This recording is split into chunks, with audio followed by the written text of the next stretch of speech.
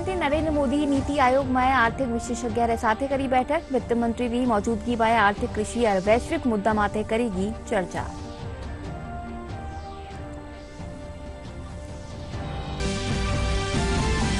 प्रधानमंत्री नरेंद्र मोदी दुनिया रा सबसे लंबा रिवर क्रूज MV गंगा विलास ने हरी झंडी दिखार कर रवाना। पहली सफर माथे निकलवा वाला विदेशी पर्यटकों ने दी बधाई। इन सफर में भारत की विरासत और आधुनिकता री देखभाल ने मिलेली झलक। भाजपा राज्यसभा सांसद doctor Kirori Lal Meena paper leak मामला ने लेर राज्य सरकार ने घेरा। CBI सु जांच करावा री करी मांग।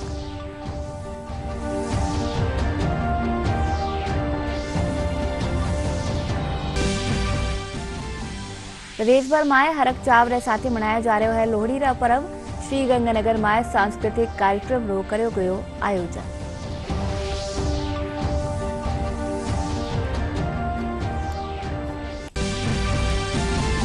और मौसम महकमा राज्य रा अधिकतम इलाका में उत्तरी भाल रा प्रभाव सु कम तापमान में 305 डिग्री सेल्सियस की गिरावट होबारी जताई संभावना। प्रदेश रा कुछ जिला में ऑरेंज और येलो अलर्ट कर्या जारी।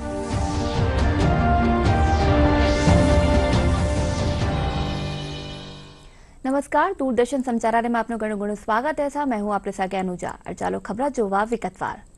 प्रधानमंत्री नरेंद्र मोदी आज नीति आयोग में आर्थिक विशेषज्ञ साथे बैठक करी। बैठक में वित्त मंत्री निर्मला सीतारमण भी मौजूद रही। बजट से पहले वे इन बैठक में आर्थिक कृषि और वैश्विक मुद्दा माते चर्चा करेगी। बैठक में कृषि क्षेत्र में उत्पादकता बढ़ावा और मोटा अनाज खातर जागरूकता ल्याबा संबंधी विषय पर चर्चा करेगी। प्रधानमंत्री नरेंद्र मोदी आज वीडियो कॉन्फ्रेंसिंग के जरिए दुनिया रा सबसे लंबा रिवर क्रूज MV गंगा विलास ने वाराणसी सु रवाना करता व्या पहली सफर पर निकलवा वाला विदेशी पर्यटकों ने बधाई दी। इन मौका माते प्रधानमंत्री कहा कि भारत दुनिया रा न्यारा देश रा पर्यटकों रो स्वागत करे है। या क्रूज न्यारी नदी धारावा सु गुजरेलो। इन भगत पर्यटकों ने भारत री विरासत और आधुनिकता रो संगम देखवा ने मिलेलो। इनके साथ ही प्रधानमंत्री कहा कि आजादी रे बाद से ही गंगा नदी ने लेर उदासीनता रही है, पर अब इन नदी री निर्मलता माते काम करे जा रहे हो और अर्थ गंगा रो अभियान चलाया जा रहा है। इनके साथ ही प्रधानमंत्री गुवाहाटी में पांडु टर्मिनल एक जहाज मरम्मत सुविधा री आधारशिला राखी। इनके साथ ही यूपी में 4 फ्लोटिंग कम्युनिटी जेटी रो भी उद्घाटन करया। आज मेरी काशी से डिब्रूगढ़ के बीच दुनिया की सबसे लंबी नदी जल यात्रा गंगा विलास क्रूज का शुभारंभ हुआ है।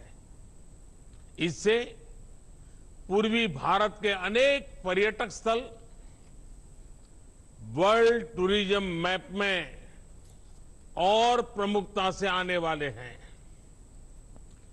काशी में गंगा पार ये जो नई निर्मित अद्भुत टेंट सिटी से वहां आने और रहने का एक और बड़ा कारण देश दुनिया के पर्यटकों श्रद्धालुओं को मिला है। केंद्रीय मंत्री अर्जुन राम मेघवाल झुंझुनू थापित खेतड़ीरा रामकृष्ण मिशन आश्रम में स्वामी विवेकानंद री जयंती रे मौके आयोजित कार्यक्रम में भाग लेना। केंद्रीय मंत्री संग्रहालय में बनिया लाइट एंड साउंड शो रो भी शुभारंभ करया। इन मौके रामकृष्ण मिशन रा सचिव स्वामी आत्मा निष्ठानंद और RTDC रा चेयरमैन धर्मेंद्र राठौड़ सहित गणमान्य नागरिक मौजूद रहा। कार्यक्रम ने संबोधित करता हुआ केंद्रीय मंत्री युवावा सु स्वामी विवेकानंद री कहानी सु दिखाया गया मार्ग माथे चालबारो आह्वान कर्या। उसका उद्घाटन हो, लाइट एंड साउंड शो का उद्घाटन हो, जनता दूर दूर तक देखने को आए, तो जो विवेकानंद जी के सिद्धांत थे वो जनता तक जाएंगे, जन जन तक जाएंगे, तो देश तेजी से आगे बढ़ने में सक्षम हो सकेगा, ऐसा मेरा मानना है। हाँ, आगे इसमें जो भी मेरे ख्याल में एक डिजिटल करने के लिए तो मैंने इनको बोला ही है, कुछ ऑगमेंटेशन करके एक और कोई ब्लॉग बनाने की सोच रहे हैं, तो उसमें भी अगर सहयोग की जरूरत पड़ेगी तो हमारी मिनिस्ट्री ऑफ कल्चर से हम निश्चित रूप से यहाँ इस म्यूजियम के डेवलपमेंट में सहयोग देंगे। हमारे एक जो म्यूजियम ग्रांट फंड स्कीम है उसके तहत भी हम मदद कर सकते हैं। कोई अगर इनको थिएटर बनाना है तो मदद कर सकते हैं, कोई और बिल्डिंग बनानी है तो मदद कर सकते हैं, उनको कोई चेंजिंग रूम टाइप कुछ बनाना है तो मदद कर सकते हैं। निश्चित रूप से इस स्थान को विकसित करना चाहते हैं। प्रदेश में पेपर लीक मामला ने ले राज्य सरकार गिरती भी नजर आ रही है। आज भाजपा राज्यसभा सांसद डॉक्टर किरोड़ी लाल मीणा जयपुर में प्रेस वार्ता कर कहा कि ऑफलाइन ने बच्चे अब ऑनलाइन परीक्षा माते भी सवाल खड़ा वह रहा है। सांसद पेपर लीक मामला री सीबीआई सू जांच कराबारी मांग करी। अगर मांग पूरी नहीं होवे है तो 19 जनवरी ने दौसा सू हजारों युवा सीएम हाउस खातर कूच करेला। तक सुनते थे ऑफलाइन, अब ऑनलाइन भी लीकिंग हो गया। मैंने आपको टीसीएस कंपनी के हेड जो भुवनेश भार्गव उसके कबाड़े दिखाए, कितने वेंडर्स और कितनी कंपनीज के थ्रू कितने विभागों में ऑनलाइन पेपर लीक किए हैं। उसकी जांच की मांग है सीबीआई से, क्योंकि ये तो पता ही जानकारी में बेरोजगारों को नहीं है। अकेले बीकानेर में 20 लड़कों को टीआरएफ में टॉपर हैं देश में, और अकेली ओम कोठारी जो कोटा की वो है उसके 226 बच्चे अकेले के सिपाहियों में सिलेक्शन हुए हैं, जिसकी सीबीआई जांच कर रही है। तो ये ऑनलाइन में गड़बड़ है, ऑफलाइन तो गड़बड़ है ही। ऑफलाइन की तो हम बराबर शिकायत कर रहे हैं, रीट में भी कर रहे हैं, सब इंस्पेक्टर पे भी कर रहे हैं, पुलिस सिपाहियों में भी हमने की थी, और ये वरिष्ठ अध्यापक में भी मैं कर रहा हूँ। लेकिन सरकार इस पता नहीं मौन है। छोटे मोटे मकानों को तोड़ के बच्चों को प्रसन्न करना चाहती है। इससे बच्चे प्रसन्न नहीं होने वाले, लाखों बच्चों के भविष्य के साथ खिलवाड़ की जा रही है। तो यही कि रास्ता बचता है, सड़क पर उतरकर गांधीवादी तरीके से आंदोलन करके सरकार को मनाना, सरकार पर दबाव बनाना कि सीबीआई जांच करे। पेपर लीक मामला ने ले राष्ट्रीय लोकतांत्रिक पार्टी राजस्थान में मोटो आंदोलन करवा जारी है। आरएलपी रा प्रमुख सांसद हनुमान बेनीवाल आज जयपुर में पत्रकार वार्ता ने संबोधित करता हुआ कहा कि राजस्थान में लगतमार बैरिया पेपर लीक रा मामला ने सीबीआई सू जांच कराई जानी चाहिए। वणा कहा कि पार्टी रिकाणी सू पेपर लीक मामला अवैध बजरी खनन और बिजली ने लेर प्रदेश भर में आंदोलन कराया जावेला। रद्द हो रही है और नेताओं के अधिकारियों के बराबर नाम आ रहे हैं। स्टेट की कोई भी एजेंसी स्टेट के किसी मंत्री को और बड़े अधिकारी को सलाखों के पीछे नहीं डालती। इसलिए हमने बार बार मांग करी, इस सेकंड ग्रेड के पेपर के अंदर भी हमने मांग करी कि इसकी सीबीआई जांच हो, और सीबीआई जांच के अंदर दूध का दूध और पानी का पानी हो जाएगा। सरकार सीबीआई जांच से मुकर रही है, सीबीआई जांच नहीं करा रही है। हम 3 बड़े प्रदर्शन पेपर लीक को लेकर 17 तारीख को जयपुर के अंदर आरएलपी का बड़ा प्रदर्शन होगा, 17 जनवरी को, और 19 जनवरी को पालोत्रा बाड़मेर के अंदर बजरी माफिया के खिलाफ जो 90 दिन से आरएलपी की तमाम पदाधिकारी वहां बैठे हैं, वहां से हम शुरुआत करेंगे। तमाम राजस्थान में जहां जहां बजरी के माफिया गुंडागर्दी कर रहा है उनके खिलाफ आरएलपी बिगुल बजाएगी, लड़ेगी। और 20 तारीख को अजमेर डिस्कॉम का जो कार्यालय एमडी का, उसका 20 तारीख को राष्ट्रीय लोकतांत्रिक पार्टी घेराव करेगी। बरस 2023 ने मोटा अनाज बरस रा रूप में मनाया जा रहा है। भारत सरकारी कारणीसू देश भर में मोटा अनाज ने बढ़ावो देवा खातर न्यारा न्यारा कार्यक्रम आयोजन कर्यो जा रहा है। केंद्रीय कृषि और किसान कल्याण मंत्रालय सगला राज्य सरकार और वित्त धारक संगठन सहयोग सू बाजरा रा उत्पादन और खपत बढ़ावा खातर मिशन मोड माते काम कर रहा है। इन्हीं कड़ी में आज जयपुर में पत्र सूचना कार्यालय और केंद्रीय लोक संचार ब्यूरो रिकाणीसू मिलेट्स लंच रो आयोजन कर्यो गयो। पत्र सूचना कार्यालय री अपर महानिदेशक ऋतु शुक्ला बताया कि भारत सरकार रिकाणीसू मोटा अनाज ने बढ़ावो देवा खातर खास प्रयास कर्यो जा रहा है। मकसद यह है कि सभी जानते हैं कि 2023 को इंटरनेशनल ईयर ऑफ मिलेट्स के रूप में सेलिब्रेट किया जा रहा है। उसके बारे में जानकारी जो है उन तक पहुंचाने के लिए तो हमने जरिया चुना लंच। हमने ट्रेडिशनल फूड्स को मॉडर्न तरीके से कैसे डिशेस जो हैं वो सर्व की गई थी, कि अब ये नहीं है कि मोटा अनाज है तो सिर्फ 2-4 जो डिशेस हैं वही होती है। हमने बहुत वैरायटी की डिशेस सर्व की है और मकसद ये है कि हमारे यंगस्टर्स जो हैं उनको के अंदर भी इस बारे में अवेयरनेस होनी चाहिए कि किस तरीके से ये फूड जो है जो मिलेट्स है, it's a gluten free food. जो हम एनीमिया मुक्त भारत का जो अभियान चला रहे हैं उसके लिए भी ये जो बाजरा है काफ़ी ज़रूरी है। इसके साथ साथ जो मिलेट्स होते हैं इनका ग्लाइसेमिक इंडेक्स काफ़ी लो होता है, जो डायबिटीज़ कैपिटल बनता जा रहा है इंडिया, तो उसके लड़ने में के लिए भी ये सारी चीज़ें काफ़ी ज़रूरी है। धीरे धीरे हमारी परंपरा जो बाजार के कारण नष्ट हो गई थी, उसी बाजार बाजरा, ज्वार और रागी, उसको हमको खाने की प्लेट में शामिल करना बहुत बहुत ज़रूरी है। आज इसके प्रिपरेशन में सूप से लेके स्टार्टर तक सब कुछ मिलेट से बना हुआ है and some of the things are jowar के कटलेट्स, रागी की pakodi, pizza based on bajra and guacamole, hummus, pesto, basil and in main course we have sarson का साग, रागी के लड्डू एंड बाजरे का cake we have tried. 2 state ऐसे हैं जहां पर लगभग सभी मिलेट पाई जाती है, जैसे कि तमिलनाडु और मध्य प्रदेश। राजस्थान आज हम यहाँ पर है जहाँ बाजरा सबसे ज़्यादा उत्पादन होता है, 42 लाख हेक्टेयर यहाँ पर होता है और 43 लाख टन बाजरा होता है टोटल, जो कि 28% है पूरे मिलेट जो भारत के अंदर पैदावार हो रही है। और स्वास्थ्य की दृष्टि से देखा जाए तो मिलेट एक बहुत अच्छी फसल है। तो ये इन 8 फसलों में देखें तो ये एंटी कैंसरस भी है, एंटी एस्थमेटिक भी है, एंटी इन्फ्लामेटरी भी है। ओबेसिटी की प्रॉब्लम जो आज के टाइम के अंदर चल रही है, जैसे कि लाइफस्टाइल डिजीज़ हो गई है, डायबिटीज़ मेलाइटस, जिसे टाइप 2 डायबिटीज़ भी कहा जाता है, वो डायबिटीज़ भी इससे दूर होती है। डिजिटल राजस्थान कॉन्क्लेव रा 7वां संस्करण रो आयोजन आज जयपुर में कर्यो गयो। फिक्की ठिकाणी से आयोजित कार्यक्रम में राजस्थान लघु उद्योग निगम रा अध्यक्ष राजीव अरोड़ा सहित फिक्की रा पदाधिकारी मौजूद रहा। इन मौका माते राजीव अरोड़ा बताया कि राजस्थान सरकार डिजिटल साक्षरता खातर 400 सु 32 नोवा कॉलेज सेंटर खोलिया गया है। या सेंटर के जरिए लाखों शिक्षार्थी लाभ ले सकेला। कार्यशाला रे बगत डिजिटलाइजेशन रा बाबत चर्चा करी और स्टार्टअप्स के लिए बड़ी स्कीम्स लेके आए हैं। राजस्थान के 10,000 स्कूलों के अंदर कंप्यूटर लैब बनी है, बड़े 400 इम्पोर्टेंट सेंटर्स बनाए गए हैं डिजिटल इंफॉर्मेशन प्राप्त करने के लिए।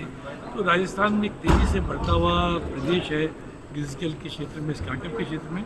What are the initiatives, Rajasthan सरकार क्या इनिशिएटिव्स ले रही है और हम क्या एक्सपेक्ट कर सकते हैं इंडस्ट्री में। तो इस बार की जो टॉपिक है emerging technologies and its impact on our lifes. हम चाहे वो इंडस्ट्री है, चाहे वो इंडिविजुअल है, चाहे वो गवर्नमेंट है, हर जगह टेक्नोलॉजी का बहुत इम्पैक्ट हो रहा है और इसको समझने के लिए, इसके बारे में अवेयरनेस बनाने के लिए और लोगों को जोड़ने के लिए फिक्की ने ये आयोजन किया है। हम सबको जोड़ पाएंगे और अवेयरनेस क्रिएट कर पाएंगे और एक नया उत्साह सबको दे पाएंगे कि हमारे राजस्थान में क्या क्या संभव है, हमने कितनी उन्नति की है और आगे क्या क्या हम कर सकते हैं। केंद्र सरकार देश भर में 651 जिला में नोवा जन औषधि केंद्र खोलवा खातर ऑनलाइन आवेदन आमंत्रित कर्या है। प्रधानमंत्री भारतीय जन औषधि योजना सस्ती कीमत माते जेनरिक दवावा उपलब्ध कराबारा लगत सु शुरू करेगी ही। इन बगत 9,000 सु 32 जन औषधि केंद्र है। रसायन और उर्वरक मंत्रालय रा मुताबिक सरकार अगला साल ताई जन औषधि केंद्र की तादाद 10,000 करवारो लगत राख्यो है। मंत्रालय बताया कि यह योजना स्वरोजगार रा अवसर प्रदान करे है। भर में 651 जिलों में नए जन औषधि केंद्र खोलने के लिए ऑनलाइन आवेदन आमंत्रित किए। प्रधानमंत्री भारतीय जन औषधि योजना सस्ती कीमतों पर गुणवत्तापूर्ण जेनरिक दवाएं उपलब्ध कराने के उद्देश्य से शुरू की गई थी। इस समय 9,000 से अधिक जन औषधि केंद्र हैं। रसायन और उर्वरक मंत्रालय ने कहा कि सरकार ने अगले वर्ष मार्च तक जन औषधि केंद्रों की संख्या 10,000 करने का लक्ष्य रखा है। इस योजना में 1,750 से ज्यादा दवाइयां, 280 शल्य चिकित्सा उपकरण शामिल हैं। मंत्रालय ने यह भी बताया कि योजना स्वरोजगार के अवसर प्रदान करती है।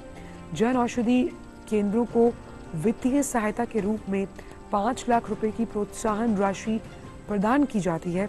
पिछले क्षेत्रों में जन औषधि केंद्र खोलने के लिए 2 लाख रुपए की एक मुश्त अतिरिक्त प्रोत्साहन राशि प्रदान की जाती है।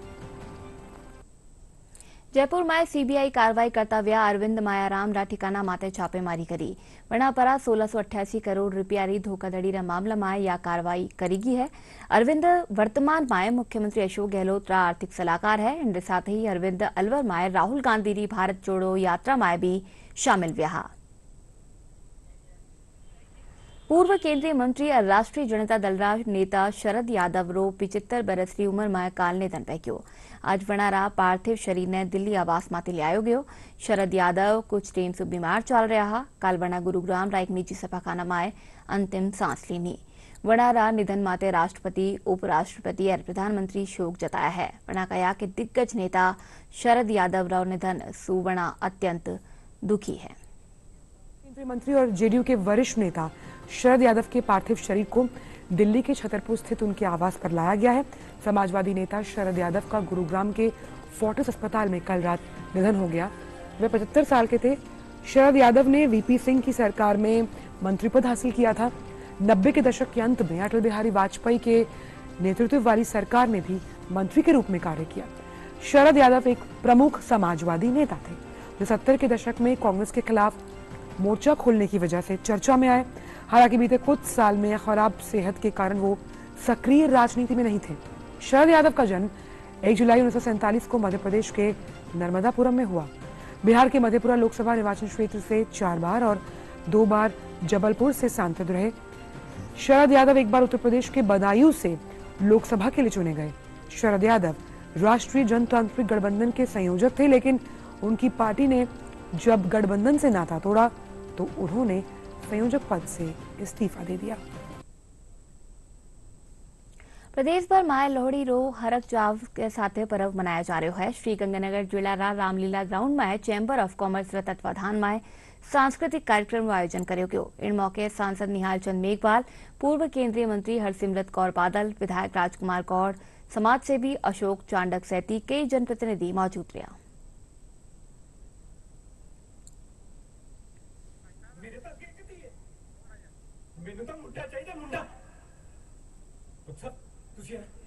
लोहड़ी आंधी 2023 का प्रोग्राम आज चालू हो रहा है और मैं समझता हूं कि हर साल इस प्रोग्राम में दिन दोगुनी और रात चौगुनी होती है। आज फिर प्रोग्राम में हम सब लोग आए हैं और लोहड़ी की और मकर संक्रांति की मैं सबको इस अवसर में बधाई देता हूं। जदा टारगेट्स फिक्स होंगे समाज से औरतां दा अत्याचार कटूगा, भ्रूण हत्या कटूगी, हर 25 मिनटां 'ਚ दाज दी बलि नहीं चढ़ाई जाऊगी थी, वो असली तरक्की होगी देश की। ते वो तरक्की भी ਅਸੀਂ ਆਪਣੇ ਘਰੋਂ ਸ਼ੁਰੂ ਕਰ ਸਕਦੇ ਹਾਂ। ਤੁਸੀਂ ਆਪ ਪ੍ਰਣ ਕਰ ਸਕਦੇ ਹੋ ਕਿ ਆਪਣੇ ਪੁੱਤ ਦੇ ਵਿਆਹ 'ਚ ਮੈਂ ਬਿਨਾਂ ਦਾਜ ਲਏ ਮੈਂ ਵਿਆਹ ਕਰਾਂਗਾ ਆਪਦੇ ਪੁੱਤ ਦਾ, ਤਾਂ ਕਿ ਕਿਸੇ ਧੀ ਦੇ ਮਾਪਿਆਂ ਨੂੰ ਦਾਜ ਦਾ ਬੋਝ ਸਮਝ ਕੇ ਵੀ ਭਰੂਣ ਹੱਤਿਆ ਨਾ ਕਰਨੀ ਪਏ। ਇਹ ਸਮਾਜ ਅਸੀਂ ਆਪ ਸਿਰਜਦੇ ਆ, ਇਹ ਸਮਾਜ ਦਾ ਹਿੱਸਾ ਵੀ ਅਸੀਂ ਆਪ ਹੀ ਆ, ਕੁਰੀਤੀਆਂ ਵੀ ਅਸੀਂ ਆਪ ਪੈਦਾ ਕਰਦੇ ਆ। ਸਾਡੇ ਵੱਡੇ ਵਡੇਰਿਆਂ ਨੇ ਤੇ ਸਤੀ ਵਰਗੀ ਰਸਮਾਂ ਖਤਮ ਕਰ ਦਿੱਤੀਆਂ ਸੀ, ਜਿੱਥੇ ਘਰਵਾਲੀ ਨੂੰ ਘਰਵਾਲੇ ਦੇ ਚਿਤਾ ਤੇ ਜਲਾ ਦਿੱਤਾ ਜਾਂਦਾ ਸੀ। भीलवाड़ा में काल सु भीलवाड़ा महोत्सव की शुरुआत हुई। इनरो शुभारंभ राजस्व मंत्री रामलाल जाट करया। इन मौके राजस्थान बीच निगम अध्यक्ष धीरज गुजर और जिला कलेक्टर आशीष मोदी शोभायात्रा ने हरी झंडी दिखा रवाना करया। 3 दिन ताईं चालवा वाली इन महोत्सव में कई सांस्कृतिक और खेलकूद प्रतियोगिता आयोजित करी जावेली।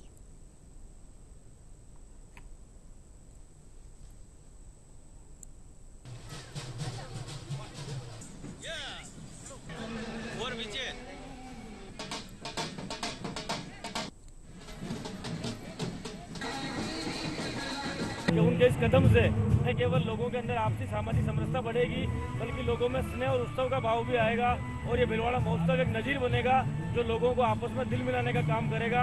अलग अलग तरह के कलाकार, अलग अलग तरह की प्रस्तुतियाँ, 3 दिन तक भीलवाड़ा के अंदर जो महोत्सव का माहौल रहेगा, उस माहौल के अंदर शहरवासी और जिलावासी एक नया भीलवाड़ा देखेंगे। करके हमारी टीम ने आज ये भीलवाड़ा महोत्सव को क्यूरेट किया है। मैं सभी भीलवाड़ा वासियों को बहुत बहुत बधाई देता हूँ और सबसे आग्रह करता हूँ कि इसमें बढ़ चढ़ करके हिस्सा लें, ताकि एक सामाजिक सौहार्द और समरसता की भावना को हम भीलवाड़ा में पैदा कर सकें। जयपुर में पतंग रो इतिहास न्यारो पुरानो है। मकर संक्रांति माते गुलाबी नगरी में पतंगबाजी ने ले काफी उत्साह देख पाने मिले है। तभी जो वो पतंगबाजी रा इतिहास माते जयपुर सु कमल योगी री रिपोर्ट।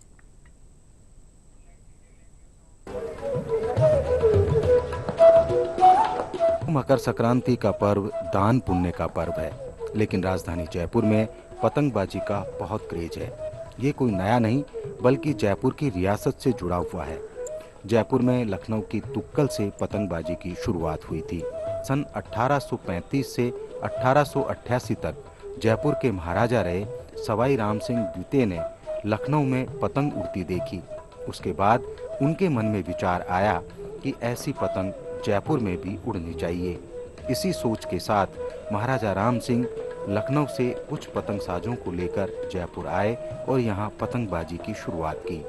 खुद महाराजा राम सिंह मोटी डोर के साथ सिटी पैलेस की छत से तुक्कल नामक पतंग उड़ाते थे। उस दौर में कोई और पतंग नहीं उड़ा करती थी। अमूमन जो पतंग तेज हवा में टूट जाया करती थी उसे पकड़ने के लिए घुड़सवार तैनात रहते थे। अगर कोई शहरवासी उसे पकड़कर महाराजा के पास लाता तो उसे इनाम दिया जाता था। 1850 के आसपास जयपुर के महाराजा राम सिंह द्वितीय किसी कारण से लखनऊ गए थे और लखनऊ में उन्होंने पतंगें उड़ती हुई देखी। तुक्कल उड़ते थे, उस समय बड़ी पतंगें बनाकर उड़ाए करते थे। तब राम सिंह जी ने को वो बड़ा अच्छा लगा।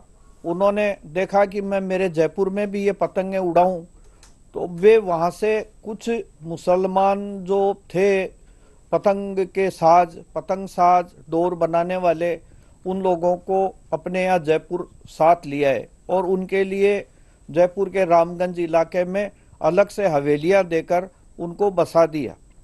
अब राम सिंह जी ने उन पतंगों, उनको इतना शौक लग गया पतंग उड़ाने का कि वे राजकाज सारा भूल गए थे और सुबह से लेकर शाम तक सुबह सिटी पैलेस की सतखड़िया इमारत पर खड़े होते और वहां से फिर वो पतंग उड़ाते। राम सिंह जी शिव भक्त भी थे। शिव भक्त होने के कारण उन्होंने शिवरात्रि पर भी पतंग उड़ाने का जयपुर में सिलसिला शुरू करवाया, जो कुछ दिनों बाद बंद हो गया। ये मानो उनके स्वर्गवास के बाद शिवरात्रि पर पतंगें उड़ना बंद हो गई और मकर संक्रांति पर जयपुर में ये पतंगें उड़ने लगी। ये मैं बचपन से काम कर रहा हूँ।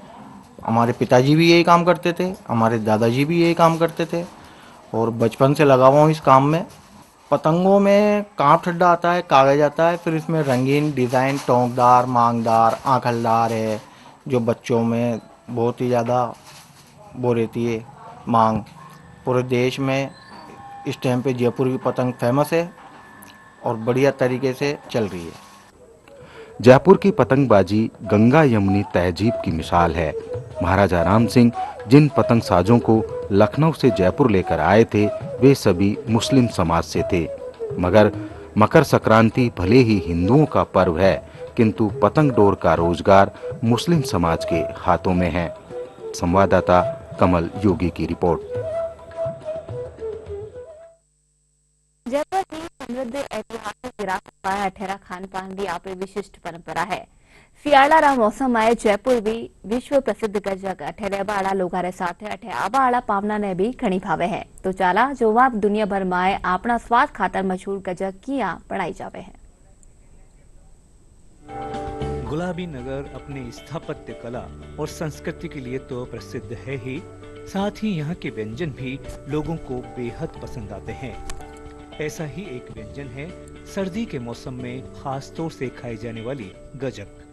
गजक एक प्रकार का पकवान है जो तिल गुड़ के मिश्रण को कूटकर बनाया जाता है, लेकिन आधुनिकता के समय में इसमें नई नई वैरायटी गजक निर्माणकर्ताओं द्वारा उपभोक्ताओं को उपलब्ध करवाई जा रही है।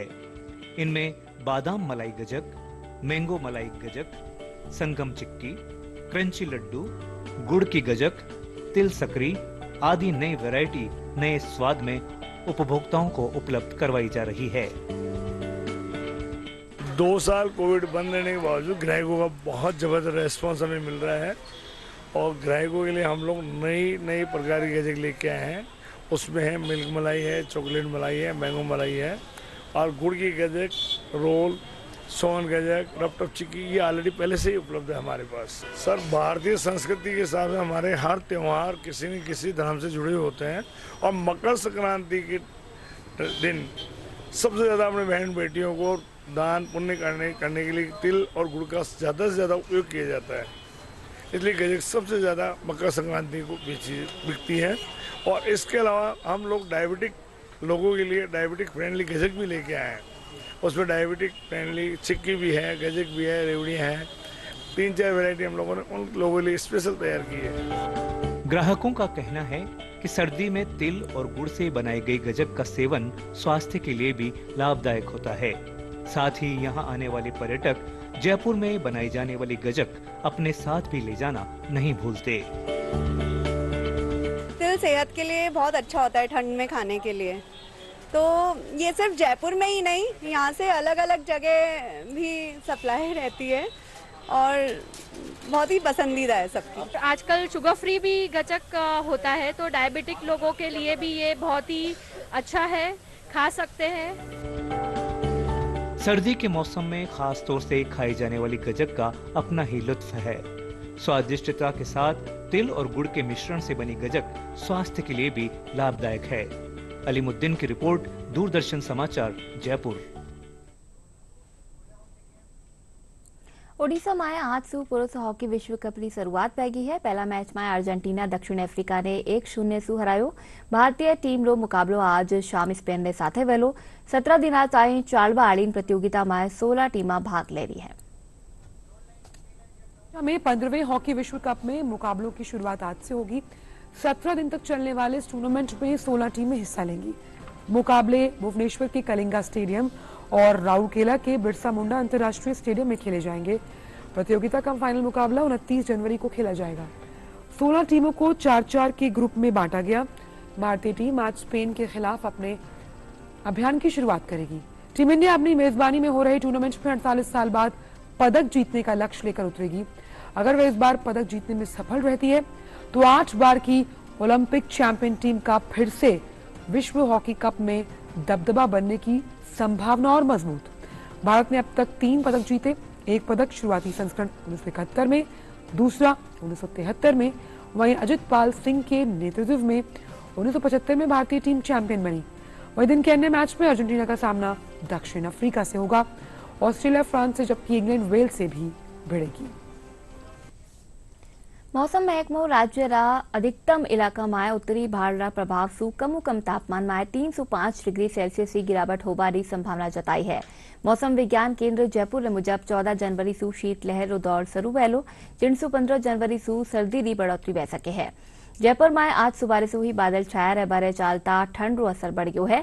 मौसम महकमा बीकानेर, चूरू, सीकर, हनुमानगढ़, झुंझुनू और नागौर में ऑरेंज अलर्ट जारी कर्यो है, जबकि कुछ एक जिला में येलो अलर्ट जारी कर्यो गयो है। और आगे फिर से जोवा मोटी खबरा। प्रधानमंत्री नरेंद्र मोदी नीति आयोग में आर्थिक विशेषज्ञ साथ करी बैठक। वित्त मंत्री की मौजूदगी में आर्थिक, कृषि और वैश्विक मुद्दा माते करेगी चर्चा।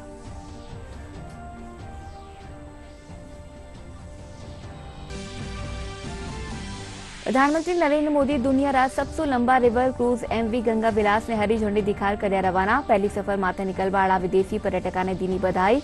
इन सफर में भारत की विरासत और आधुनिकता री देखबा ने मिलेली झलक। भाजपा राज्यसभा सांसद doctor Kirori Lal Meena paper leak मामला ने ले राज्य सरकार ने घेरा। CBI सु जांच कराबारी करी मांग।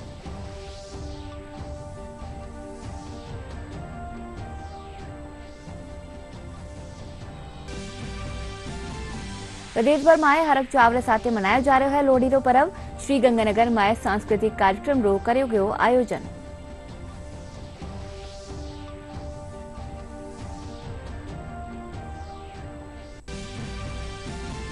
और मौसम महकमो राज्य रा अधिकतम इलाका में उत्तरी भाड़ रा प्रभाव सु कम तापमान में 305 डिग्री सेल्सियस की गिरावट होबारी जताई संभावना।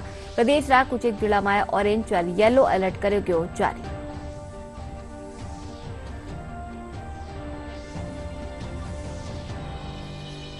चालन बुलेटिन में एतुच। नमस्कार।